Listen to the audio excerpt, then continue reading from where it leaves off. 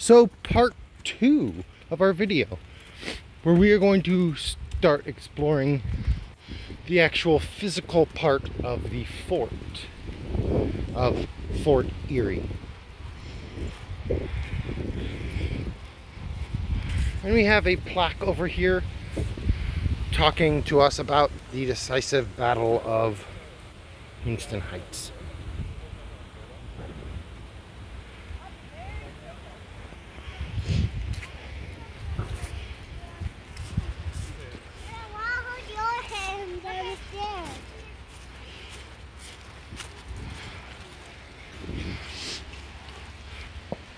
So we're coming up on a thing called Brock's Monument.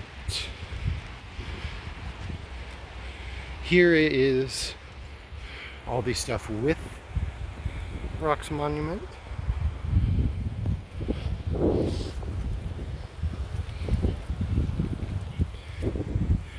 But Brock's Monument is the center of this Fort Erie. Not a lot of the physical fort still remains, but the monument that they built for him does. And you are able to climb up all the way to the very top. I've done it one time. It was very hot and tiring, but you can do it if you so wish. But it is very tall. My guess would be probably about 300 feet or so. They might say how tall it is up here. Nope, that's just labeling that it is Brock's Monument. And you'll notice that pretty much everything you see up here is in English and in French. That's because Canada is a bilingual country. So I believe by law, all of their labels and signs and everything must be in English and in French, both. So some of the signs you will see are only in English, but that's because we only scan the English side of them. So there is who this monument is of. Isaac Brock.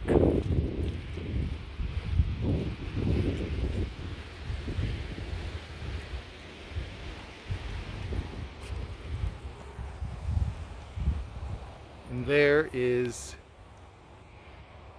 the sign that is on his monument.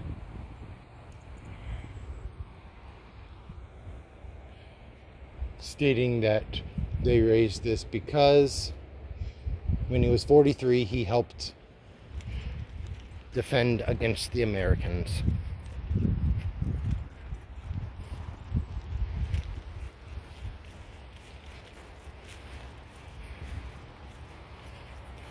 And here is the person who followed him, Sir Roger Hale.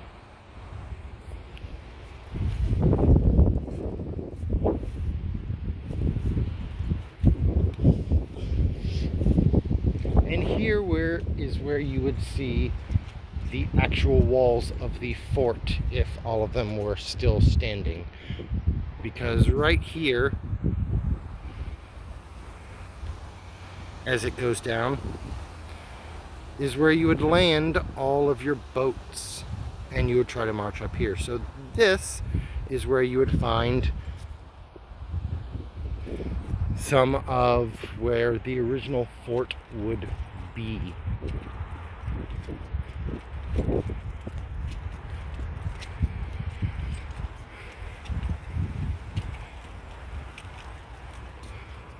Here's more stuff on what exactly this battle was of Queenston Heights.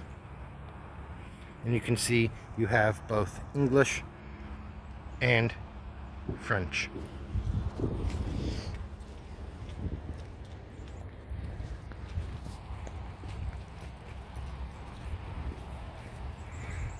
So much of this entire park is built up around this bronze monument. But it does extend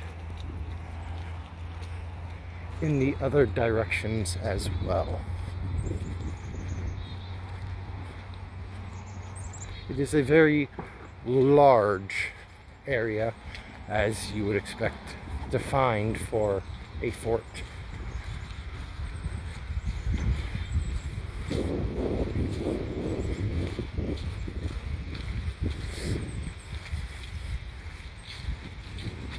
But now it has been turned mostly into a public park.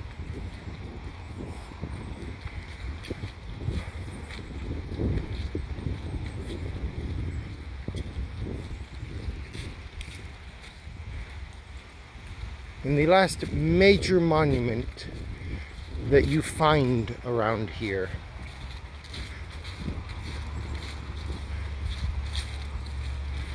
is this one here, where they talk about the Native Americans who settled here.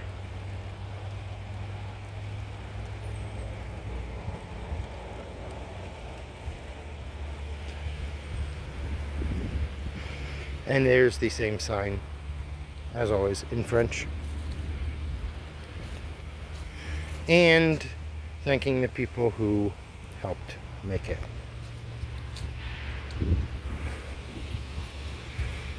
So here is the entry into that with two statues. The first one being of John Norton with a name I'm not even going to attempt to pronounce. And our second one of John Brant with another name that I'm not going to attempt to pronounce.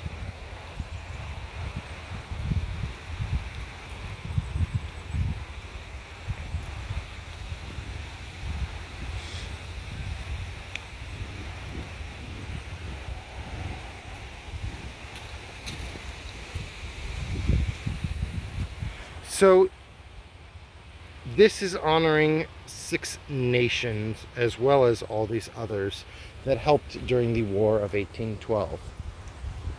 The Mohawk Indians, the people of the Flint, the Oneida, the people of the Standing Stone, the Onondaga, the people of the hills, the Cayuga, the people of the Great Swamp, the Seneca, the people of the Great Hill, and the Tuscarora, the people of the Long Shirt.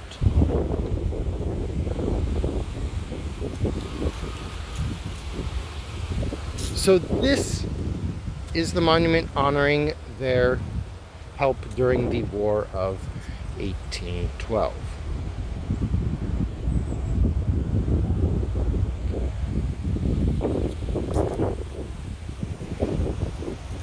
So we're going to go around and get some pictures because I forgot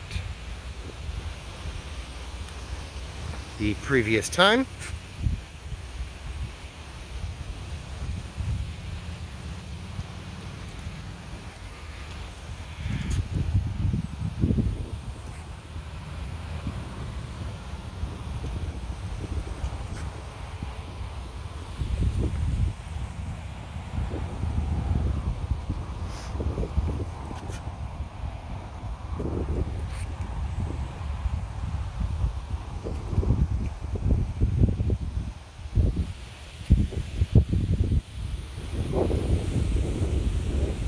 And that is basically it for this fort of Fort Erie.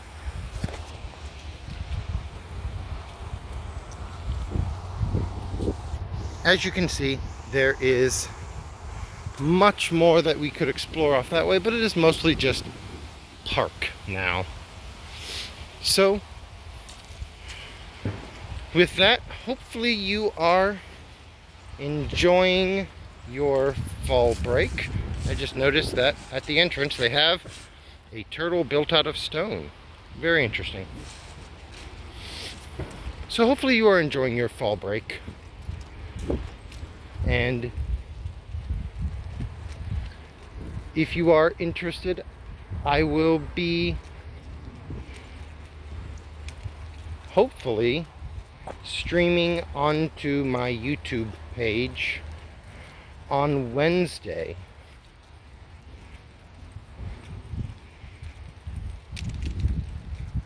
Of Niagara Falls and what it actually looks like there. I will probably have a short little stream on the Canadian side of what does Canada look like,